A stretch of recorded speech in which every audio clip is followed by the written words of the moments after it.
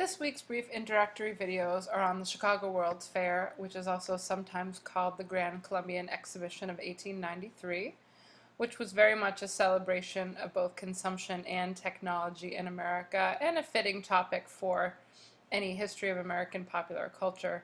For the next couple of weeks, this week and next week, we're going to really focus on the growth and development of leisure in the United States. Next week, we'll be talking a lot about Coney Island, and there really is no Coney Island without the World's Fairs, particularly the midway part of the World's Fairs. So this is a key piece of understanding next week as well.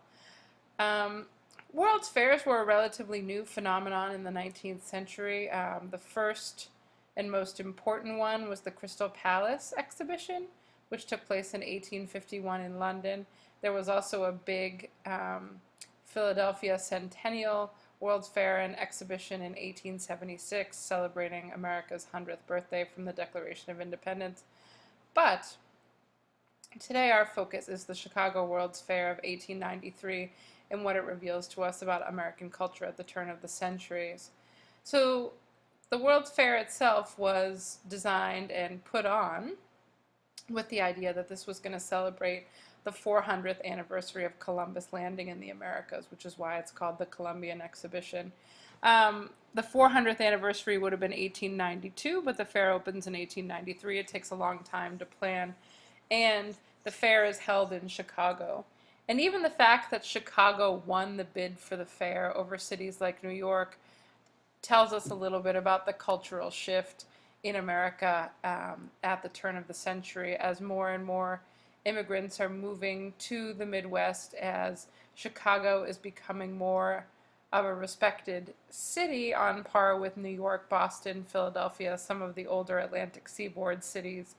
It really shows a decided shift moving west, which is interesting because it was actually at the meeting of the American Historical Association in Chicago during the fair that Frederick Jackson Turner delivered his famous frontier thesis, saying that according to the 1890 U.S. Census, the frontier itself was closed.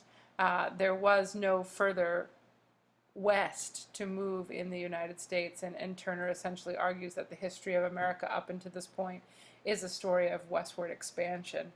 And with no more western frontier to conquer, so to speak, the new way of American expansion at the turn of the century is really imperialism.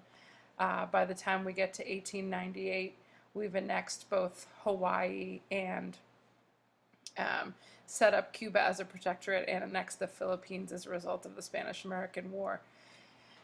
So that's just a little bit of a background context for you. The fair is also occurring during a time of severe economic downturn in America, even a financial panic. Banks had been failing everywhere, and 1 out of every 5 people were actually out of work. So at this time, you have New York, Washington, D.C., St. Louis, and Chicago bidding for the fair.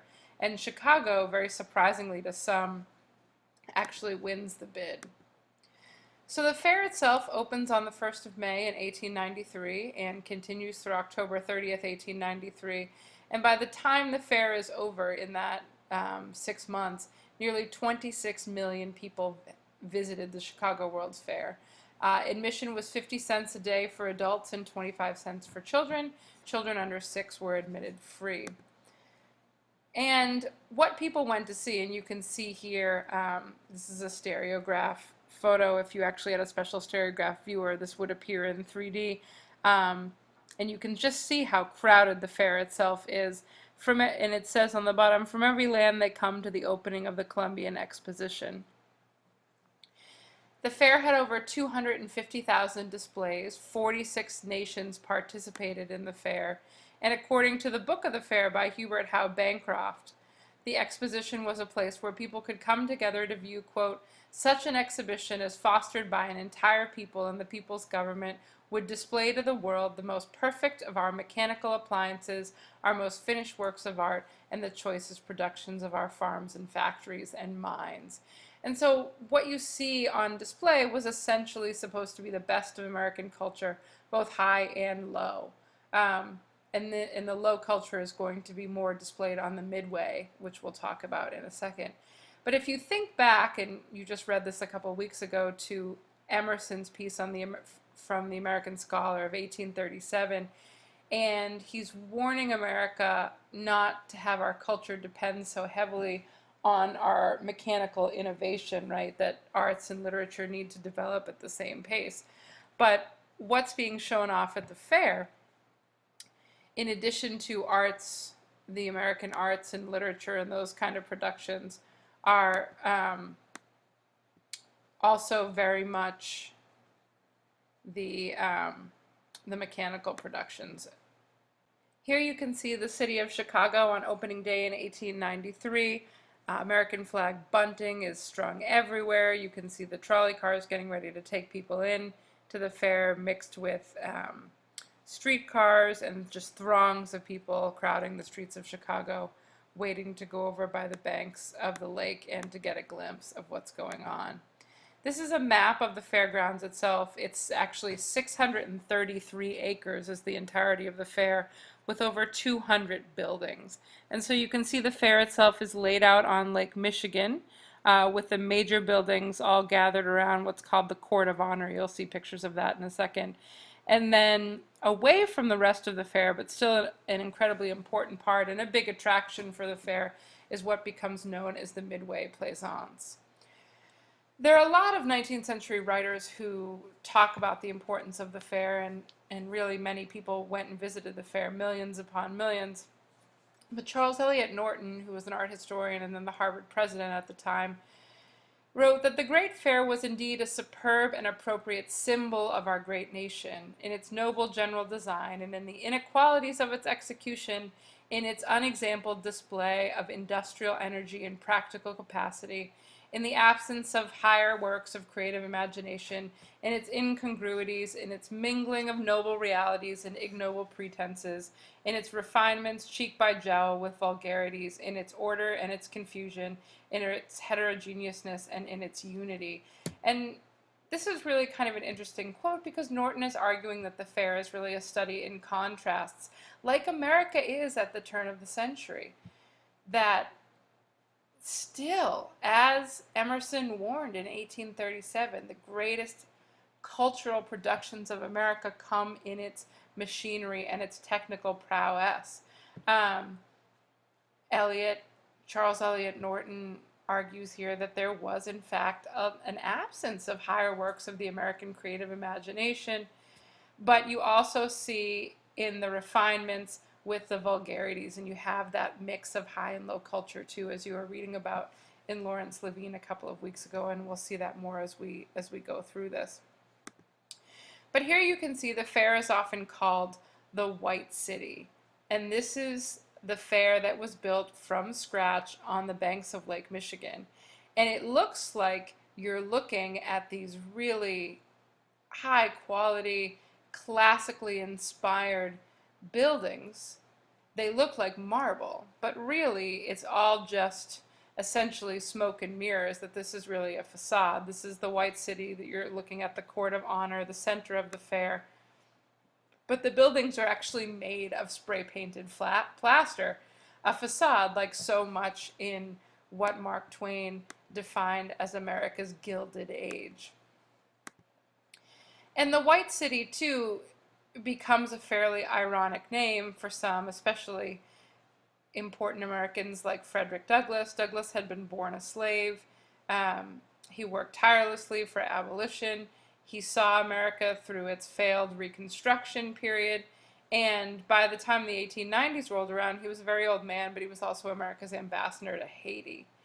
And as you see when you read Trachtenberg and when you read your Rydell readings this week too, you'll see that race was a really important element of the fair itself, and race is very contested in America in the 19th century. But August 25th of 1893 at the fair was actually the designated Color People's Day. The fair itself, by and large, neglected the contributions made by African Americans throughout the course of 400 years of American history. And some black intellectuals like Ida B. Wells, who was an anti-lynching advocate, um, gave speeches and told the colored American to stay away from the World's Fair, while Douglass himself went to the fair and gave a speech on Colored People's Day entitled The Race Problem in America. And he said, there is no Negro problem. The problem is whether the American people have loyalty enough, honor enough, patriotism enough to live up to their own Constitution. And Douglass was really challenging Americans to live up to the promises of the Constitution and really deliver freedom and equality for all, not just in name only. But the White City, it really, in some ways, it describes the buildings themselves, as you can see here, but in other ways, it very much is a white city. It's a fair designed for white Americans with a day or two here and there made for colored people to visit, right? That's why it's called the fair. It was designated the Colored People's Day, not a term that we use now. This is actually a very racist cartoon from Puck magazine, which was a humor magazine in America. It's making fun of what they're calling the Darkies' Day at the fair, which was Colored People's Day. And it's showing very exaggerated features and characteristics. It's showing African Americans as barbaric and lining up to get slices of watermelon. And so it's very much poking fun at the concept of even having a Colored People's Day.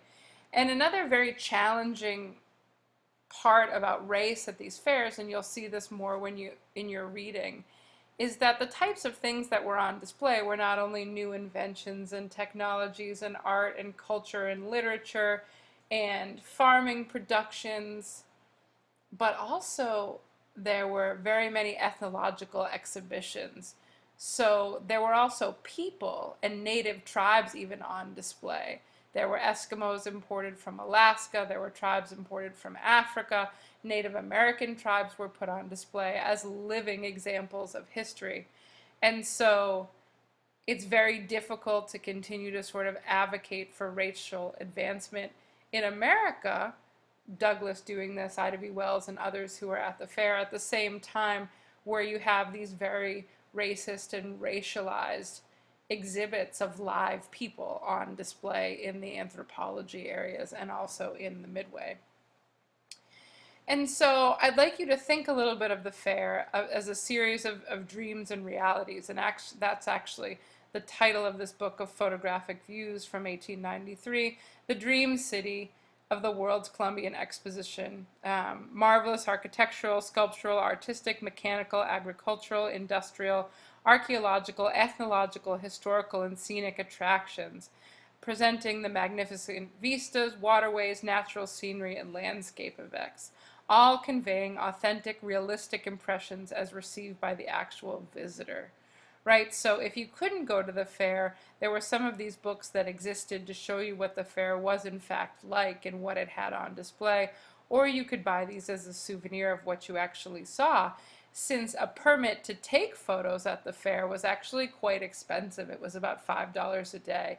So most people didn't take their own photos, they just bought other people's scenic views. You can see here a picture of the Mines building. And like many others at the fair, it's also really painted plaster, but looks far more imposing.